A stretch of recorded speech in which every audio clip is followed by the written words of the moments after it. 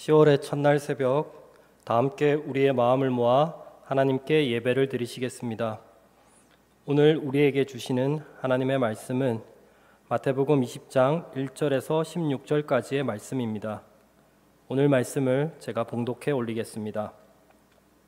하늘나라는 자기 포도원에서 일할 일꾼을 고용하려고 이른 아침에 집을 나선 어떤 포도원 주인과 같다. 그는 품삯을 하루에 한 데나리온으로 일꾼들과 합의하고 그들을 자기 포도원으로 보냈다. 그리고서 9시쯤에 나가서 보니 사람들이 장터에 빈둥거리며 서 있었다. 그는 그들에게 말하기를 여러분도 포도원에 가서 일을 하시오. 적당한 품삯을 주겠소 하였다. 그래서 그들이 일을 하러 떠났다. 주인이 다시 12시와 오후 3시쯤에 나가서 그렇게 하였다. 오후 5시쯤에 주인이 또 나가보니 아직도 빈둥거리고 있는 사람들이 있어서 그들에게 왜 당신들은 온종일 이렇게 하는 일 없이 빈둥거리고 있소? 하고 물었다. 그들이 그에게 대답하기를 아무도 우리에게 일을 시켜주지 않아서 이러고 있습니다 하였다. 그래서 그는 당신들도 포도원에 가서 일을 하시오 하고 말하였다. 저녁이 되니 포도원 주인이 자기 관리인에게 말하기를 일꾼들을 불러 맨 나중에 온 사람들부터 시작하여 맨 먼저 온 사람들에게까지 품삯을 치르시오 하였다. 오후 5시쯤부터 일을 한 일꾼들이 와서 한 데나리온씩을 받았다. 그런데 맨 처음에 와서 일을 한 사람들은 은근히 좀 더 받으려니 하고 생각하였는데 그들도 한 데나리온씩을 받았다. 그들은 받고 나서 주인에게 투덜거리며 말하였다. 마지막에 온 이 사람들은 1시간밖에 일하지 않았는데도 찌는 더위 속에서 온종일 수고한 우리들과 똑같이 대우하였습니다. 그러자 주인이 그들 가운데 한 사람에게 말하기를 이보시오, 나는 당신을 부당하게 대한 것이 아니오. 당신은 나와 한 데나리온으로 합의하지 않았소. 당신의 품삯이나 받아가지고 돌아가시오. 당신에게 주는 것과 꼭 같이 이 마지막 사람에게 주는 것이 내 뜻이오. 내 것을 가지고 내 뜻대로 할 수 없단 말이오. 내가 후하기 때문에 그것이 당신 눈에 거슬리오 하였다. 이와 같이 꼴찌들이 첫째되고 첫째들이 꼴찌가 될 것이다. 아멘. 교회 여러분 안녕하십니까? 10월의 첫날 새벽 함께 기도하고 말씀을 나누는 이 시간을 통해 예수 그리스도 안에서 하나님의 은혜와 성령의 감화가 저와 여러분에게 충만하기를 기원합니다. 우리에게 주어진 10월 월삭 기도회의 주제는 연합과 일치입니다. 마침 10월에는 기후위기 시대의 그리스도인의 역할이라는 주제로 서울제일교회와 니시카타마 교회의 한일 합동수양회가 열립니다. 한국과 일본의 두 교회가 국적과 민족의 경계를 초월하여 그리스도 안에서 기후위기라는 공동의 신앙적 사회적 과제를 가지고 깊이 연대하는 시간이 될 것입니다. 합동수양회에 처음 참여하는 저 역시 큰 기대 속에서 수양회를 기다리고 있습니다. 그리고 지난주였던 9월 넷째 주에는 국내의 주요 개신교단들이 일제히 총회를 열기도 했습니다. 우리 교회가 속한 한국기독교 장로회 역시 교회여 다시 생명을 살리고 평화를 노래하자라는 주제로 제109차 총회를 개최하여 교단을 이끌어갈 임원들을 선출하고 각 위원회의 안건을 처리하는 회무를 진행하였습니다. 이렇듯 오늘날 교회에서 연합과 일치를 향한 노력은 주로 개교회주의를 넘어 공교회성을 확인하는 총회나 연합기구의 형태로 활발히 시도되고 있습니다. 하지만 연합과 일치는 그리스도교 공동체 내부의 과제에만 그치지 않습니다. 앞서 제가 읽어드린 마태복음 20장 1에서 16절 단락은 그리스도를 따르는 이들이라는 특별한 전제 없이 신앙 공동체의 외부의 사회까지도 포괄하는 보편적인 하늘나라의 관점에서 세계 전체의 연합과 일치를 요구하고 있기 때문입니다. 본문은 예수께서 제자들에게 들려주시는 비유의 형태로 되어 있습니다. 오직 마태복음에만 나오는 이 비유는 하늘나라가 마치 품꾼을 얻어 포도원에 들여보내려고 이른 아침에 나간 집주인과 같다고 예수께서 이야기를 시작하셨기에 흔히 포도원 주인의 비유라고 불리게 되었습니다. 이야기의 배경은 포도원과 장터입니다. 여기서 특히 장터에 해당하는 헬라어는 아고라입니다. 2008년 촛불 집회 당시 온라인 공론장 역할을 수행했던 다음 아고라가 바로 이 아고라에서 온 것입니다. 이처럼 아고라는 광장이라는 뜻도 있고 시장이라는 뜻도 있기 때문에 정치적 의견을 교류하고 또 일자리와 상품을 교환하는 오늘날의 SNS나 플랫폼 같은 것이라고 볼 수 있습니다. 마태복음에서 예수께서 들려주신 모든 비유의 주제는 하늘나라, 즉 천국입니다.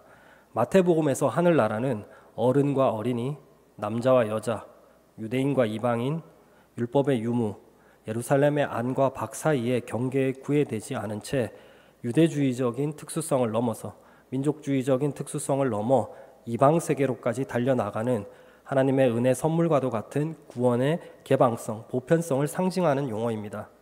그런데 놀랍게도 오늘의 비유는 그러한 하늘나라가 당대 사회의 민중들에게 결코 긍정적인 평판을 얻지 못하던 포도원 주인 같다고 선언합니다. 비유의 청중들이었던 예수님의 제자들을 포함한 당대의 민중들이 일상에서 만나던 포도원 주인은 대부분 도시에 사는 부재지주들이었습니다. 그래서 비유 속 주인처럼 자신을 대행할 관리자, 성서에는 옛날 성서에는 청직이라고 번역되어 있는 그런 이들을 따로 둘 정도로 부자였고, 그들은 마을 공동체 외부에서 살아가면서 큰 도시에서 살아가면서 포도원이 가져다 줄 수익에만 관심을 두고 있었습니다. 그들은 저렴한 비용으로 품꾼들을 고용하여 막대한 이윤을 남겼고, 대토지를 소유하고 소장농들로부터 일정한 비율의 소장료, 지대를 거두어 갔습니다. 그런데 오늘 이 이야기가 진행되면서 이 포도원 주인이란 사람이 민중들이 당시에 만났던 현실의 포도원 주인과 많은 측면에서 다르다는 사실이 드러납니다. 어떤 점에서 다를까요? 첫째, 청직이 관리자가 있었음에도 불구하고 주인이 직접 일꾼들을 만나서 고용한 것입니다. 심지어 품꾼들의 원성도 직접 듣고 응대합니다. 그는 일상에서 흔히 보던 어디에 사는지 누군지도 모르는, 얼굴도 보이지 않던 그런 부재지주의 어떤 무책임함과는 다르게 매우 책임 있게 행동하고 있습니다. 두 번째로, 주인은 일꾼들에게, 즉 노동자들에게 주는 품삯의 금액과 그것의 지불 순서를 매우 비정상적으로 정합니다. 우선 일한 시간의 분량에 무관하게 똑같이 한 데나리온을 주라고 명령합니다. 우리의 상식대로라면 처음에 온 사람들에게는 약속한 대로 한 데나리온을 주고, 이후 9시쯤에 장터에서 데려온 사람들, 12시에, 오후 3시에, 그리고 마지막으로 오후 5시쯤에 나가서 데려온 사람들에게는 계산을 하자면 12시간, 9시간, 6시간 이렇게 해서 마지막 사람들은 1시간밖에 일하지 않았기 때문에 각각의 노동시간만큼 차등해서 품삯을 지급하는 것이 정상적인 것입니다. 주인은 품삯의 지급 순서 역시 고용된 순서와는 반대로 처리합니다. 그러니까 일한 시간의 양이 적은 사람부터 많은 사람의 순으로 지급하는데, 이것 역시 뭔가 이상합니다. 이른 아침부터 와서 일한 사람들에게 먼저 품삯을 지급하고 빨리 퇴근시켜 버렸다면 그들이 자신보다 뒤에 온 이들의 품삯이 자신들의 품삯과 같다는 사실을 애초에 확인할 일도 없었을 것이고, 또 그렇게 고용된 순서대로 지급해야 뒤로 갈수록 적게 일했음에도 불구하고 한 데나리온의 임금이 같은 것에 노동자들이 누리는 기쁨이 점점 커져서 정말 처음 온 사람들이나 마지막에 온 사람들이나 모두가 행복한 결말을 맞이했을 것입니다. 설령 고용된 순서와 반대로 품삯을 지급하더라도 처음 온 사람들의 임금을 약속했던 한 데나리온보다 더 얹어서 주었다면 그들도 뒤에 온 이들이 한 데나리온의 품삯을 받은 것에 전혀 불만이 없었을 것입니다. 실제로 오늘 본문에서 그런 말을 하고 있습니다.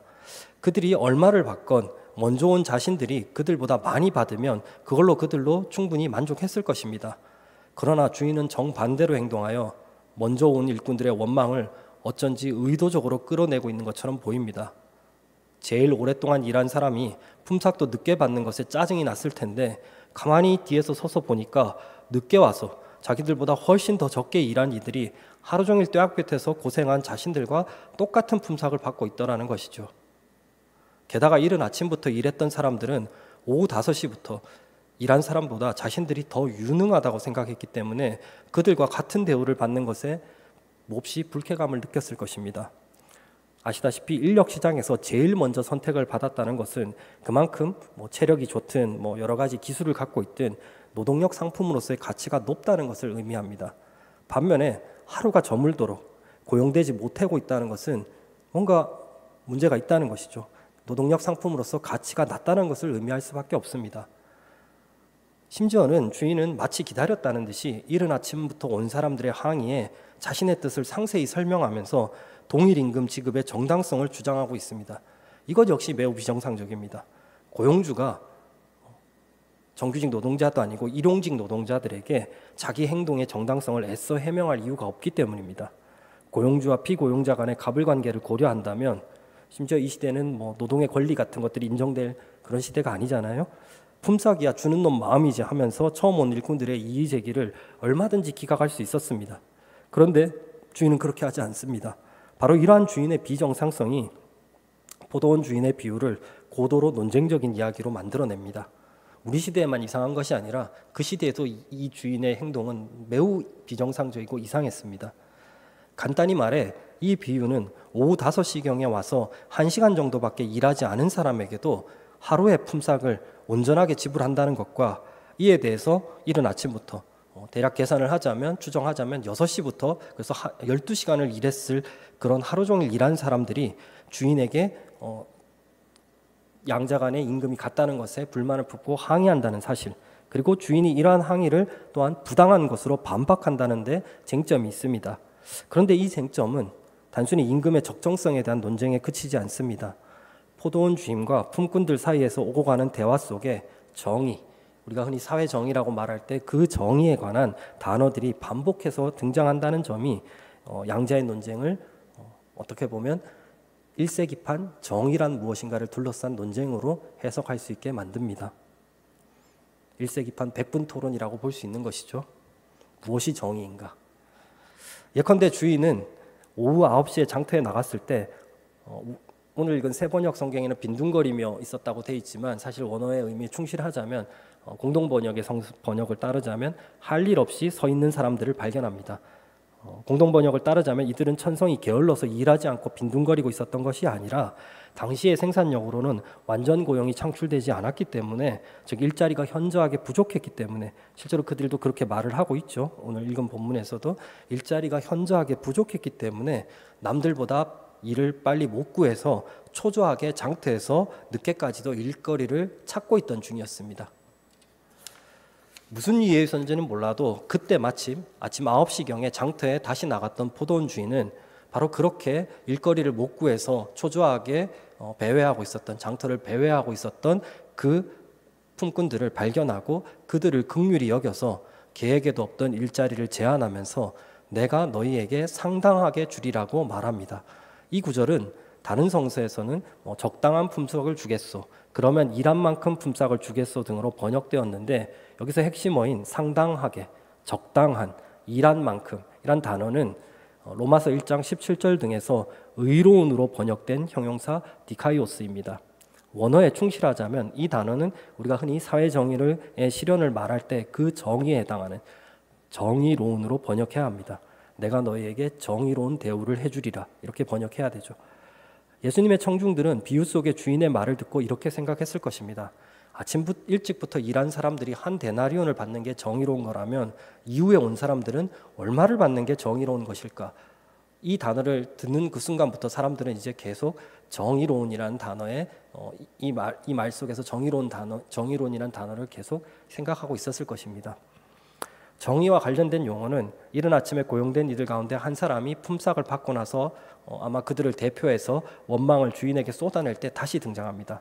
공동번역이 가장 실감나게 번역하는 대로 그들은 돈을 받아들이고 주인에게 투덜거리며 막판에 와서 1시간밖에 일하지 않은 저 사람들을 온종일 뙤약볕 밑에서 수고한 우리들과 똑같이 대우하십니까? 하고 따졌습니다. 그러자 주인은 그들 가운데 한 사람을 보고 친구여, 나는 그대를 부당하게 대우한 것이 아니요, 그대는 나와 한 데나리온으로 합의하지 않았소. 그대의 품삯이나 받아 가지고 돌아가시오. 그대에게 주는 것과 똑같이 이 마지막 사람에게 주는 것이 내 뜻이요, 내 것을 가지고 내 뜻대로 할 수 없단 말이요, 내가 후하기 때문에 그대 눈에 거슬리요 라고 답합니다. 이른 아침부터 와서 일을 했던 사람들이 주인에게 쏟아냈던 원망의 말에 나오는 같게, 똑같이 와 이에 대한 이 단어와 이에 대한 주인의 답변 가운데 들어있는 너와 같이, 그대에게 주는 것과 똑같이, 당신에게 준 만큼의 라는 어구는 헬라어로 이수스 그리고 호스카이 소이인데, 이러한 표현들은 그리스 철학의 정의로운 전통에서, 정의에 관한 논의의 전통에서 자원이나 소득의 분배와 관련된 정의를 논할 때 흔히 사용되던 표현들입니다. 따라서 예수님의 비유 속에서 우리는 포도원 주인의 정의론과 이른 아침에 온 품꾼들의 정의론이 격렬하게 대립하고 충돌하는 장면을 목격하고 있습니다. 여러분은 누구의 정의론을 지지하시겠습니까? 하루 종일 뙤약볕 아래서 일한 자신들과 해질 무렵인 오후 5시부터 와서 고작 1시간밖에 일하지 않은 저 사람들 사이에 차별적 대우가 이루어지지 않았다고 분노했던, 자신보다 무능한 이들이 자신들과 똑같은 대우를 받는 것이 너무나도 견딜 수 없어서 그야말로 차별을 당당하게 요구했던 품꾼들의 정의를 지지하십니까? 아니면 먼저 온 일꾼들의 계산법과는 다른 방식으로 나머지 인꾼들의 임금을 계산했던, 즉 일거리가 없어서 빈손으로 돌아가야 하는 가장 열악한 처지의 노동자들에게까지 호의를 베풀고자 했던, 당시 기준으로 4인 가족이 하루를 보내기에 넉넉한 돈은 아니지만 그렇다고 전혀 부당한 액수도 아닌 한 대라니온을 똑같이 지급함으로써 최대한 많은 인원을 고용하고자 했던, 그리하여 절차상의 적절함이나 규칙의 올바름을 넘어 공동체 전체의 통합과 보전을 고려했던 주인의 정의를 지지하십니까? 먼저 온 일꾼들의 정의로는 능력이 우월할수록 더 많은 몫을 가지고 또 능력이 열악할수록 더 적은 몫을 가지는 것이 당연하다고 생각하는, 즉 철저하게 능력에 따른 차등 분배를 주장하는 능력주의적 정의론입니다. 반면에 포도원 주인의 정의로는 사회적으로 가장 불리한 처지에 있는 사람들에게 최대의 이익이 돌아가도록 역차별적인 분배가 이루어져야 한다는 일명 최소 수혜자 최대 이익의 원칙에 입각한 분배적 정의론이라 할 수 있습니다.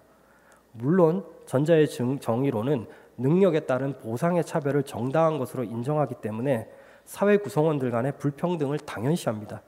그러나 후자의 정의로는 능력의 많고 적음이나 자격의 있고 없음에 무관하게 보다 더 결핍되거나 사회적으로 더 필요한 이들에게 사회적 자원을 불공정하게도 더 분배함으로써 궁극적으로는 사회 전체의 평등을 지향합니다. 둘의 차이점은 전체의 불평등을 지향하는가 아니면 전체의 평등을 지향하는가에 달려 있습니다. 여러분이 개인적으로 어느 쪽을 지지하든 예수님은 하늘나라는 마치 품꾼을 얻어 포도원에 들여보내려고 이른 아침에 나간 집주인과 같다고 말씀하셨음을 잊어서는 안 됩니다. 그렇습니다. 예수님은 명백히 포도원 주인의 정의론을 지지하셨습니다. 예수님은 설령 소수의 최대 수혜자들이 주장하는 능력에 따른 차등적 분배가 아무리 절차상으로나 또는 규칙적으로 공정해 보일지라도 절대 다수의 최소 수혜자들이 생존에 심각한 위협에 처하게 된다면 그것은 하나님 나라의 사회 정의에 대한 위반이라고 보셨던 것입니다. 우리가 예수님을 따르는 제자가 되기를 원한다면 예수님이 하늘나라와도 같다고 선언하신 포도원 주인의 정의론에 기초하여 신앙 공동체뿐만 아니라 신앙인과 비신앙인이 함께 어우러져 살아가는 사회 전체의 연합과 일치를 이룰 수 있도록 노력해야 할 것입니다. 그것이 하나님 나라가 이 땅에 임하기를 바라는 그리스도인의 과제이기 때문입니다. 예수께서 들려주신 포도원 주인의 비유는 연합과 일치가 단순히 공통의 이념을 지지하거나 공통의 신앙을 고백한다고 해서 자동으로 이루어지는 것이 아님을 역설하고 있습니다. 우리가 그리스도 안에서 함께 기도하고 함께 찬양할 때조차도 불평등의 장벽은 사라지지 않습니다. 신앙 공동체와 사회의 연합과 일치는 구성원들 간에 엄존하는 사회 구조적 불평등을 분배적 정의에 입각하여 정책적으로 제도적으로 제거해 나갈 때, 그리하여 구성원들 전체의 호혜적 평등을 실제적으로 끌어낼 수 있을 때 비로소 가능합니다. 지난 2021년 국제비영리재단인 민주주의 동맹재단과 설문조사 전문업체 라타나가 공동으로 조사하여 발표한 민주주의 인식지수 2021 보고서에 따르면 세계 53개국 국민의 절반 정도는 자신들의 국가가 민주적이지 않다고 생각하는 것으로 드러났습니다. 물론 한국도 여기에 포함되어 있습니다. 특히 주목할 부분은 민주주의를 위협하는 요소와 관련해서는 전 세계 국가의 응답자의 64%가 경제적 불평등을 가장 중요한 요인으로 꼽았다는 것입니다. 말 그대로 민주주의를 위협하는 최대의 장애물은 경제적 불평등이라고 본 것입니다. 실제로 한국에서도 87년 민주화 이후 특히 1997년 IMF 외환위기를 거치면서 우리 사회가 점점 더 신자유주의화되면서 사회 경제적 불평등이 커졌고 결국 그것이 정치적 민주주의를 후퇴시키고 있으며 불평등이 전혀 개선되고 있지 않은 상황에서 민주주의는 사회 경제적 지위가 높은 이들의 필요와 이해를 정당화하는 기제로 작동하고 있을 뿐만 아니라 사회 경제적으로 소외된 이들의 선호와 요구를 민주적이란 이름으로, 민주주의란 이름으로 배제하는 수단으로까지 전락하고 있다는 비판적 연구들이 지속해서 발표되고 있습니다. 우리 서울제일교회는 지난 70여 년의 역사 가운데서 특히 1970년대에서 80년대까지 폭압적인 군사 독재 정권에 맞서 한국 사회 민주주의의 실현을 선도해 왔습니다. 안타깝게도 오늘날 극심한 사회 경제적 불평등으로 인해 서울제일교회가 지키고자 했던 민주주의가 급격히 후퇴되고 있습니다. 상황이 그러하다면 이제 다시금 실질적 평등을 지향하는 하늘나라 운동을 재개하고 민주주의를 회복할 수 있는 사회선교에 박차를 가해야 할 것입니다. 사랑하는 성도 여러분, 그 길에 저와 여러분이 함께하기를 기원합니다. 오늘 우리에게 주신 말씀을 묵상하면서 침묵으로 함께 기도하겠습니다. 잠깐 기도하겠습니다. 믿는 이들에게나 믿지 않는 이들에게나 똑같이 햇빛을 비춰주시고 비를 내려주시는 공평하신 하나님, 먼저 온 사람에게나 나중에 온 사람에게나 업적과 능력에 관계없이 정당한 품삯을 평등하게 나눠주시는 정의로운 하나님, 모든 이들에게 값없이 구원의 축복을 베푸는 복음의 논리가 교회 공동체를 넘어 우리가 살아가는 이 사회 전체에 구현될 수 있도록 해주소서. 조건 없이 모든 이들에게 열려있는 하나님 나라의 원리를 이 사회 안에 구체적으로 실현해 나가는 우리가 되게 해주소서.